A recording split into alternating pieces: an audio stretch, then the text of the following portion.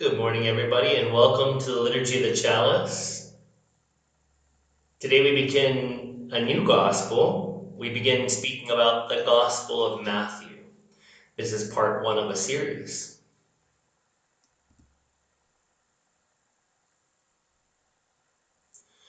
So, about the Gospel of Matthew. The Gospel of Matthew was written from 80 to 100 Common Era. It came later after the Gospel of Mark, which was written 65 to 80 Common Era. The authoritative status of the Gospel of Matthew was recognized as early as the 2nd century, and until biblical scholarship was possible, as well as carbon dating and things of that nature, the Gospel of Matthew was often considered to be the first and oldest of the Gospels. And it was considered of the three synoptic Gospels, Mark, Matthew, and Luke, it was considered to be most important because it was written by an apostle, or thought to be written by an apostle. Whereas Mark was the secretary of Peter, and Luke was the secretary, so to speak, of St. Paul. So, of these three synoptic Gospels, the earlier Gospels, because John didn't come until like 120 Common Era. It was a much later creation or compilation of a particular Jesus tradition, of which there are many. But the Gospel of Matthew was thought to be preeminent in a way, because it was thought to have been written by Matthew, and it was also thought to be the oldest. Of course, modern biblical scholarship understands that none of the Gospels were written by their namesakes, but possibly the Gospel of Matthew was written by the school of Matthew, as we call it. The school of Matthew meaning that Jesus had Matthew as his disciple, and then Matthew took on other disciples later in his life, and he passed on the teachings of what he learned from Jesus down to his disciples, and so on and so forth, down to us today, through what exists as the Gospel of Matthew. But likely it was not written by Matthew himself. The Gospel that draws most extensively on the Jewish scriptures, Matthew links the Old and New Testaments by showing how prophecies from the former, including fulfillment citations, were realized in the person of Jesus. We'll talk about all these fulfillment citations. They are proof texts, is what many biblical scholarships call them. Proof texts to prove that Jesus was the expected Davidic Messiah to come. I can do a little bit of a, for those that have listened to any of our other Chalice talks or have come for Shabbat talks on Fridays, we know that these fulfillment citations are not historical. We'll even see the first one today and note how it is not historical. Christianity was a new religion, and it was a minority religion. So they tried to establish by citing passages from the Hebrew Bible, the Hebrew Testament, to prove that Jesus was something special, that he was the Davidic Messiah. And they used a tried and true, very old religion to create a foundation, to give evidence for the validity of Jesus and his teachings. That was the idea of these fulfillment citations. But I believe, I could be wrong as we go through, but at least I could say the vast majority of them are not historical. Even when Jesus himself has said a proof text in the Gospel of Mark, which we just finished last week, that was proven to be inauthentic. So we don't need something else to prove Jesus was special. The Mar Yeshua, the Master Jesus, was divinely inspired, and he was extremely special. Otherwise, I wouldn't give my life in doing what I do here, right? His teachings were powerful, and his teachings were, in fact, rooted in the Hebrew Bible, in the Torah. But nothing in the prophetic tradition was fulfilled by Jesus' birth or by Jesus' actions in the world. And we will show that to be true beginning today and going throughout the Gospel of Matthew. Although repeating much of what is in Mark, Matthew has special Matthean information, such as the Sermon on the Mount. And the Gospel was arranged into 5 discourses, thought to be patterned after the Torah, or 5 books of the Hebrew Bible, which made it more streamlined and easier to use for catechetical methods. In other words, to teach converts how to be Gentile Christians. It speaks of Jesus' virgin birth and gives many details about his resurrection, many details of which are not included in the earlier Jesus tradition known to Mark. Because in the Gospel of Mark, there was no virgin birth story. There is no story of Jesus' youth. There is no details about Jesus' resurrection. When Mary Magdalene, Mary the mother of Jesus, and Salome entered the tomb of Jesus on Easter morning, it was simply empty. There was no other details or description about the resurrection, other than the fact that a young man dressed in white robes, an angel, said that Jesus had risen. But Matthew goes into much more detail, as we'll see in future presentations. So Matthew 4:25 mentions that Jesus' reputation extended to Syria, a passage that the evangelist has added to Mark's account. Its deliberate inclusion could be taken as a clue to its origin, since Syrian Antioch, the 3rd largest city in the Roman Empire, boasted sizable Christian and Jewish communities. It is generally regarded as the likeliest candidate for the provenance of the gospel. Matthew contains the most amount of Jesus' teachings, whether historical or non-historical. A lot is packed into the Gospel of Matthew, more than any other canonical gospel. Matthew's Gospel has a strong biographical character and shows affinities with the ancient Greek literary form of the bios. Bios meaning life. The bios differs from modern biographies in its focus on episodes that reveal the underlying character of its subject.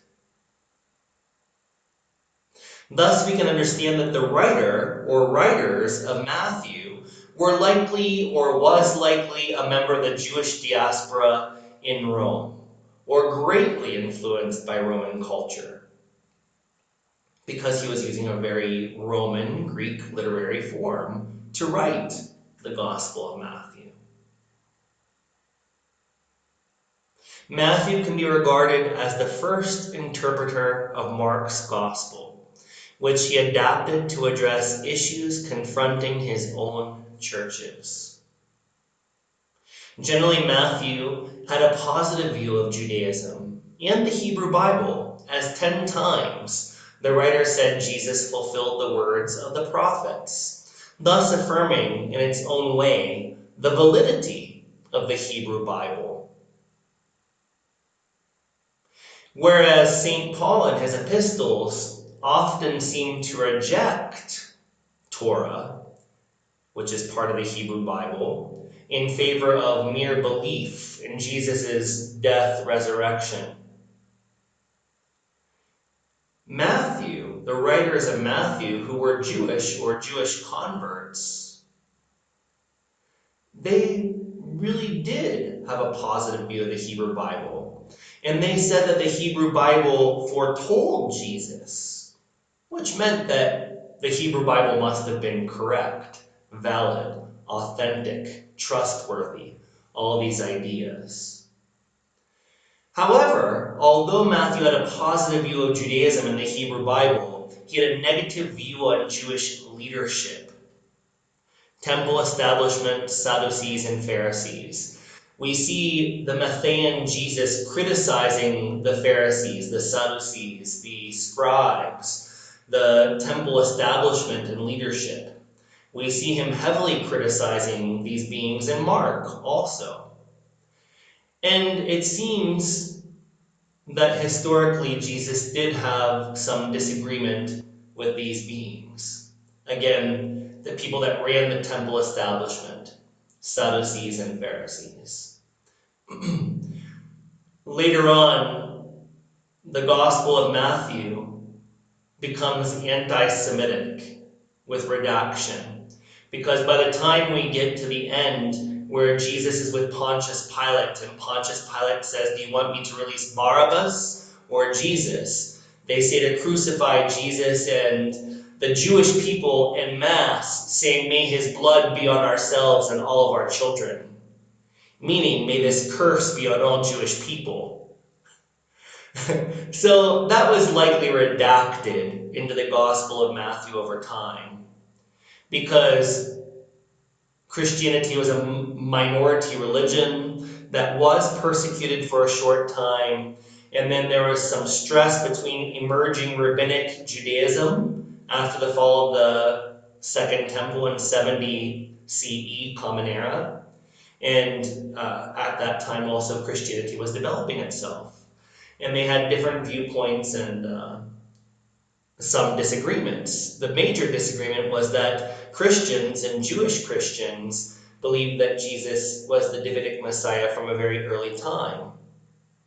And Jewish people, most Jewish people, didn't accept that because it didn't make sense as to what the Messiah ben David was. The Messiah ben David was a warrior king that would come down from the heavens and establish a new Jerusalem and restore Israel both politically and religiously.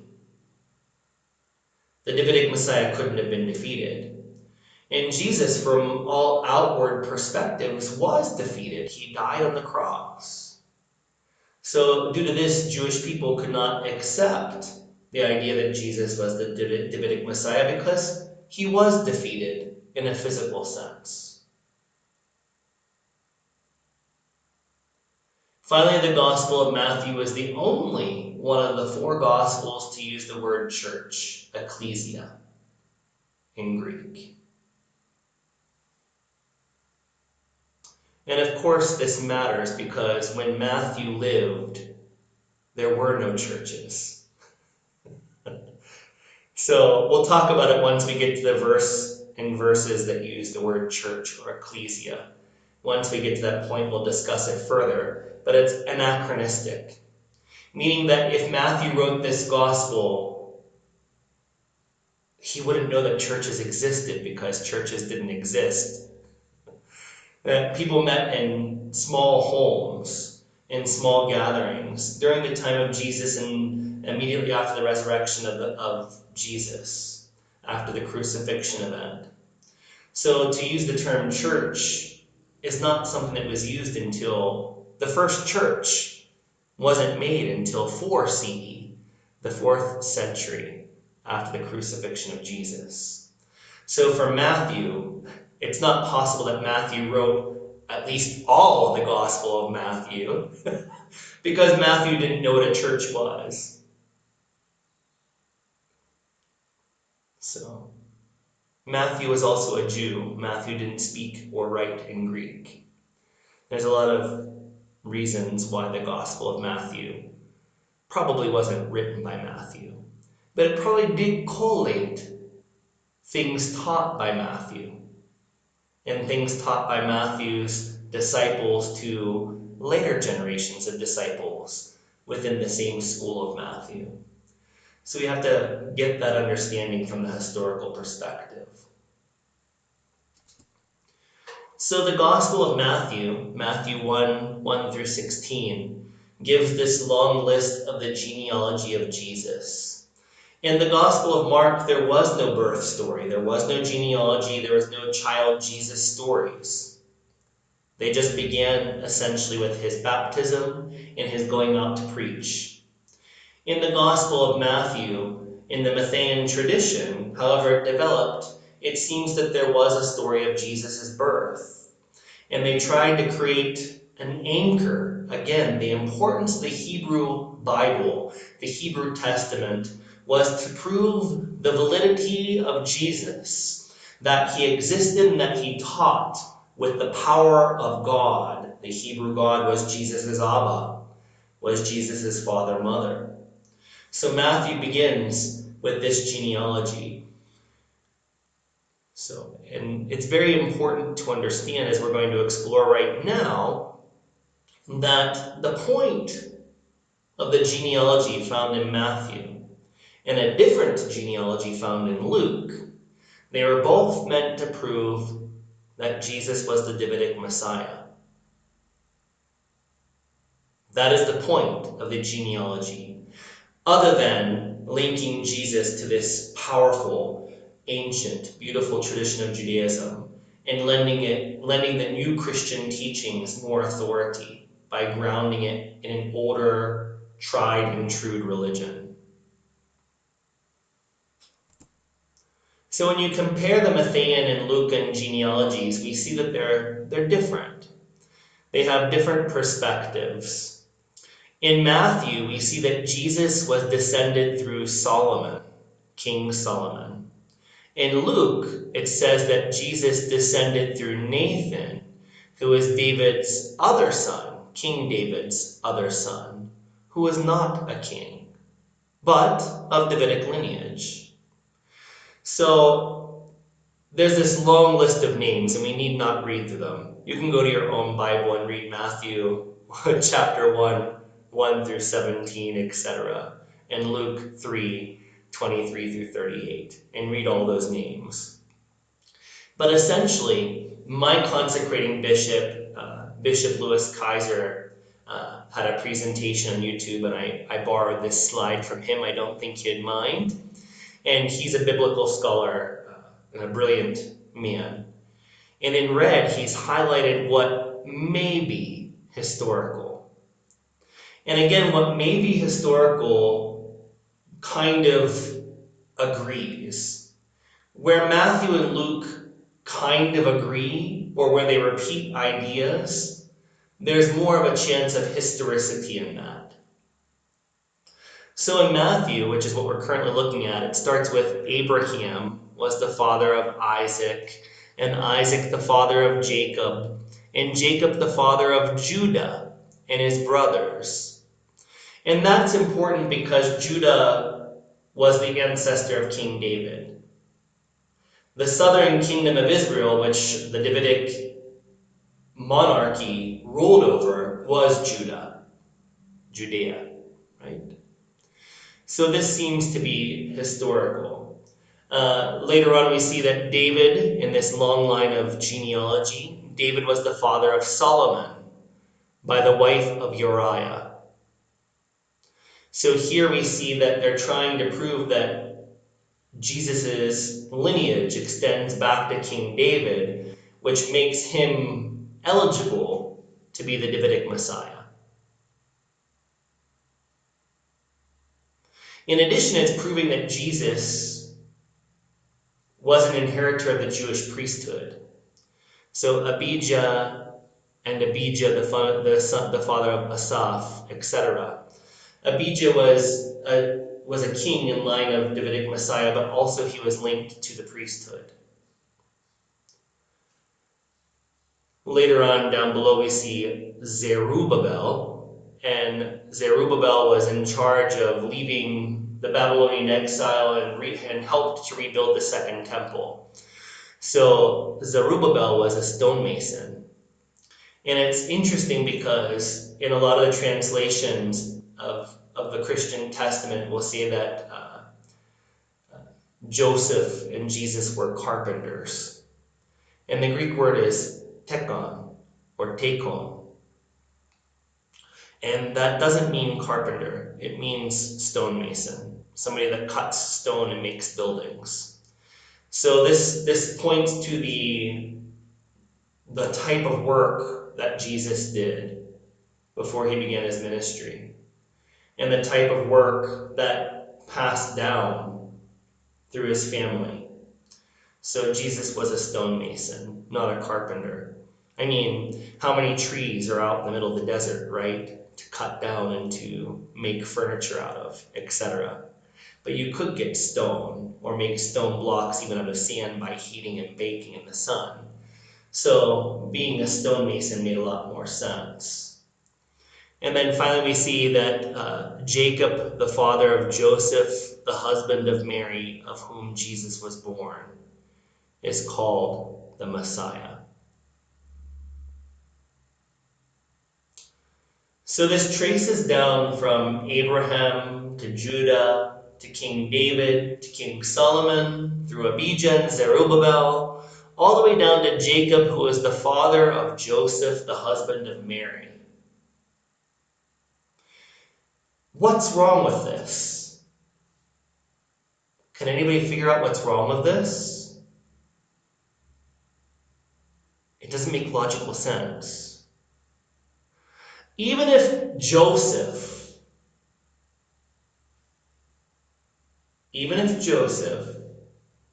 did have the lineage of King David, how could Joseph pass that on to Jesus if Mary was a virgin?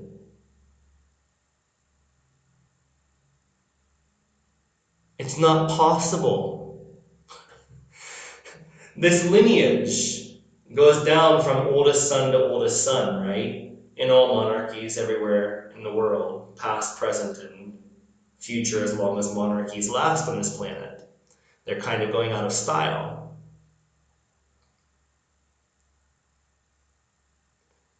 So if Joseph did not inseminate Mary, if Mary was a virgin, then Jesus did not inherit Davidic lineage, because lineage in Judaism does not pass to the mother, it passes to the father.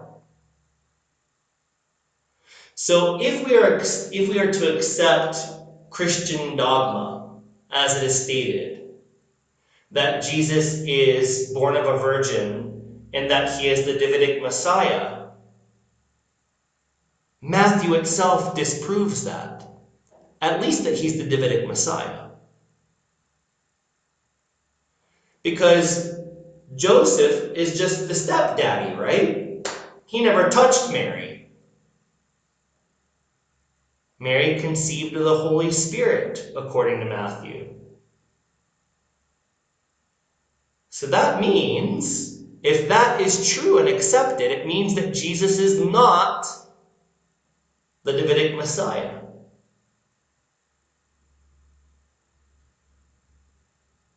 If we are to seclude Matthew 1 through 17, separate from the rest of the Gospel of Matthew, then we can accept that Jesus is of Davidic lineage and could be the Davidic Messiah. He'll be eligible to be the Davidic Messiah, assuming everything in red is historical.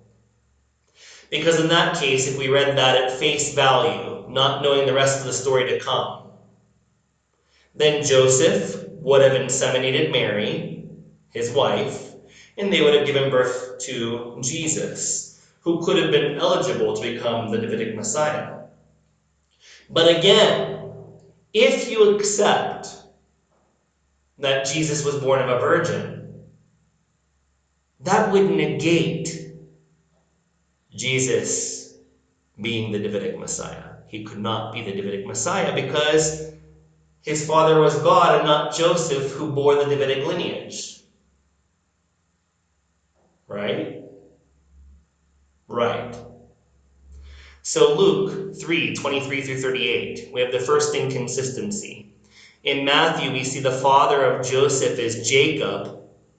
And here in Luke, we see that it's claimed that the supposed father of Jesus was Joseph, the son of Heli or Eli. And then it goes backwards in history. So you're starting with Jesus and going all the way back to Adam, the so-called first man.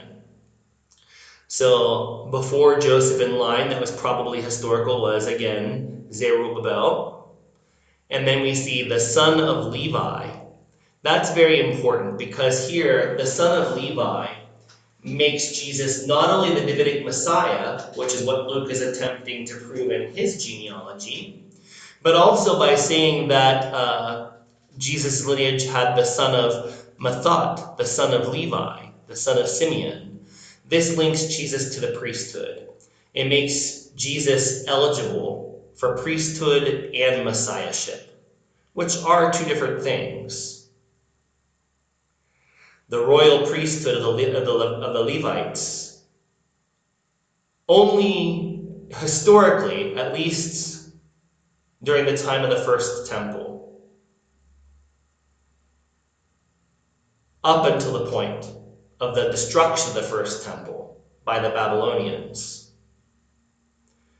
only Levites could be priests in the temple. So priests must be Levites, but not all Levites were priests because it was a huge tribe. But the Jewish priests that ran the temple, the Solomon temple, the temple of King Solomon, they were Levites. So, again, we had Abijah over here who was the fourth from King David, the fourth king of the Davidic lineage, and he was also a priest. So both are trying to prove that Jesus is both Davidic Messiah and priest. And then a little bit later on down, we see that Nathan, the son of David, the son of Jesse, the son of Obed, etc. So that's the second major difference between Luke and Matthew's genealogies, is that Matthew, again, was said to be descended through King Solomon, and in Luke, Jesus is descended through Nathan, who was not a king, but had Davidic blood in him, so still made Jesus eligible to possibly be the Davidic Messiah. And then we go back all the way to the first human. And of course, Adam means humanity, the first humanity, the root of humanity. And all of us, all of our genealogies go back to Adam, the first humanity. So Luke has the same problem as Matthew. They both give a story of the virgin birth, etc. But if Joseph was not the biological daddy of Jesus, then this Davidic lineage does not flow to Jesus. And here in Luke, it's actually writes in there, creates the doubt. Because Luke was written after Matthew. So the Lucan tradition apparently believed that Jesus had a virgin birth. They accepted what Matthew said about that, right? So they say that Jesus, when he began his ministry, was about 30 years of age, being the son, as was supposed by everybody, of Joseph, the son of Heli. Because in fact, God inseminated Mary, not Joseph. And again, if that's true, then Jesus could not be the Davidic Messiah. And so a lot of different ministers and sects of Christianity say, oh, well, they hear this, right? They understand this because they read the Bible too. And they say, no, the Davidic lineage, it didn't pass through Joseph, it passed through Mary. That's impossible. Because in Judaism, lineage doesn't pass to the mother. It only passes through the father. And plus, that doesn't even make sense in either of these genealogies because nobody is saying that Mary was part of the Davidic lineage in either Matthew or Luke. So there are definite problems with the genealogies. Again, the purpose of both the Matthean and the Lucan genealogies is to prove that Jesus was the Davidic Messiah and to anchor Jesus and his teachings in the ancient tradition of Judaism of the Torah, of the Hebrew Bible in its entirety, to give it validity and to give it a foundation to grow upon. If any of this is historical, and that's a big if, then the things that are in red on the screen are likely the most possible historical statements. Even though we see two of them are in contradiction, and two things cannot be right at the same time when it comes to historical facts like these. So Jesus did not believe in the Davidic Messiah. In the Gospel of Mark 12:35 through 37, Jesus says that the Davidic Messiah itself is a logical fallacy. While Jesus was teaching the temple, he said, "How can the scribes say that the Messiah is the son of David? David himself, by the Holy Spirit, the Ruach HaKodesh, declared, 'The Lord, Adonai, God, said to my Lord, the Messiah, sit at my right hand until I put your enemies under your feet.' David himself calls him, David's son, Lord, the Messiah." So how can he be his son? Pardon me, I said that wrong. David himself calls him Lord, the Messiah. So how can he be his son? A king's son is subordinate to the king. David calls the Messiah Lord, elevates him above his own kingship. So the logical fallacy that Jesus is pointing out is, how can something subordinate to the king be the Messiah? And the large crowd was listening to Jesus with delight, meaning they thought that made sense.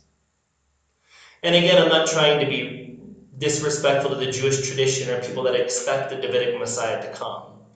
But at least from the perspective of the Gospel of Mark 12:35 to 37, it seems that Jesus did not believe in a Davidic Messiah. He did not accept a Davidic Messiah. He did not advocate for a Davidic Messiah. He did not think he was the Davidic Messiah.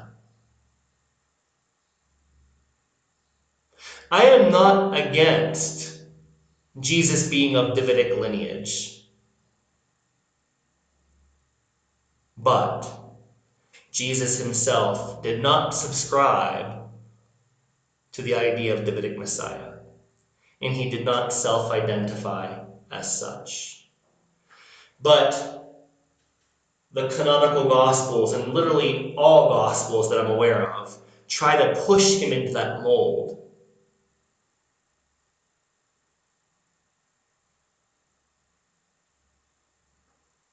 Against his own will. So virgin birth, legend or historical? In Matthew 1:18 through 23, it says, "Now the birth of Jesus the Messiah took place in this way. When his mother Mary had been engaged to Joseph, but before they lived together, she was found to be with child from the Holy Spirit. Her husband Joseph, being a righteous man and unwilling to expose her to public disgrace, planned to dismiss her quietly. But just when he had resolved to do this, an angel of the Lord appeared to him in a dream and said, 'Joseph, son of David, do not be afraid to take Mary as your wife, for the child conceived in her is from the Holy Spirit. She will bear a son, and you are to name him Jesus, for he will save his people from their sins.' All this took place to fulfill what had been spoken by the Lord through the prophet. 'Look, the virgin shall conceive and bear a son, and they shall name him Emmanuel,' which means God is with us."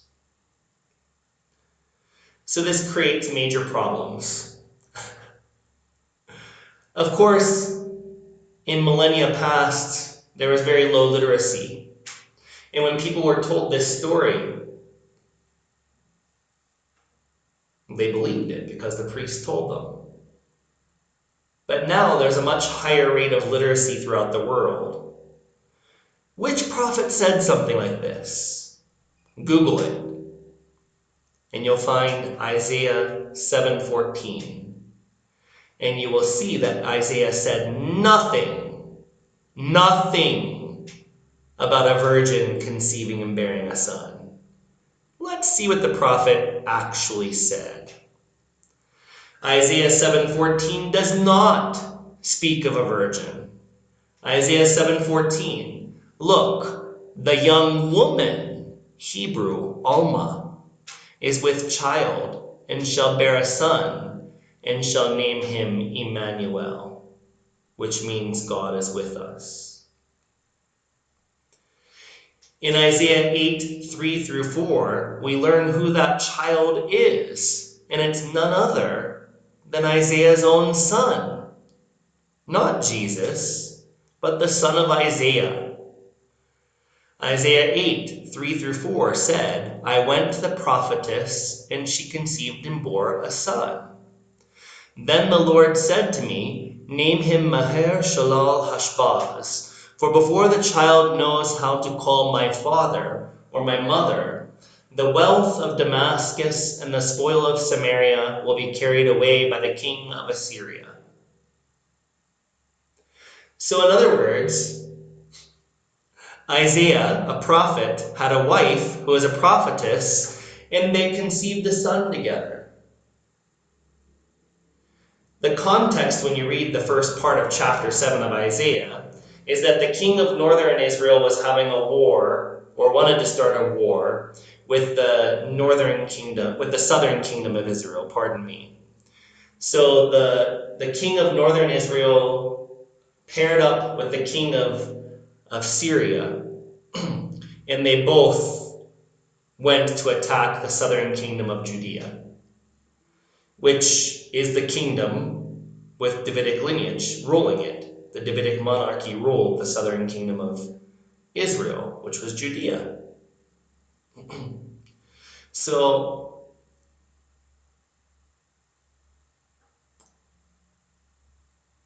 the prophet asked the king of the time, Ahaz, of the southern kingdom of Israel, Judah, ask for a sign from God about what will happen in regard to the northern kingdom in Syria attacking your kingdom.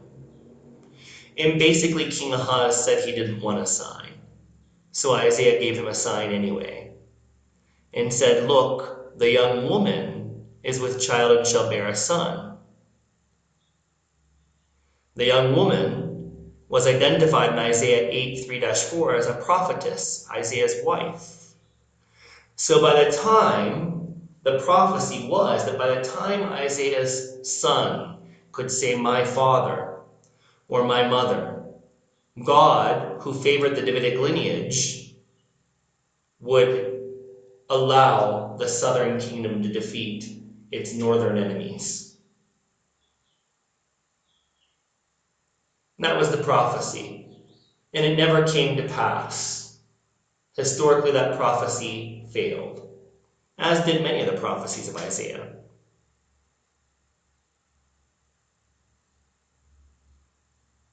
So the big problem is that in Isaiah says, look, the young woman is with child. He does not say, look, the virgin is with child. The word Alma has been mistranslated by most Christians as virgin. In truth, this word means young woman. Additionally, the definite article ha means the and indicates that the prophet is speaking about a specific woman who he can point to. Interestingly, when Matthew quotes this passage, he not only mistranslates young woman as virgin, but to deflect the reference from a specific woman standing before Isaiah, he intentionally mistranslates the young woman as a virgin, To prove that Alma does in fact mean a virgin, missionaries fallaciously assert that this word is used 7 times in the Bible and that it always refers to a woman who is a virgin, which is not true. You could read the cited article below. First, those who translate Isaiah 7:14 as virgin inconsistently translate the other 6 places as a maiden or young woman, revealing their intentional mistranslation. The word Alma should always be translated as a young woman. This word alone does not teach us anything about her sexual status. It simply informs us that she is young. So again, when the Gospel of Matthew says, look, a virgin is with child and will bear a son, it's intentional. It was an intentional distortion of the prophecy of Isaiah found in 7:14 to try to prove that Jesus was born of God, that he was divine, that he was something more than human. And it's not historical.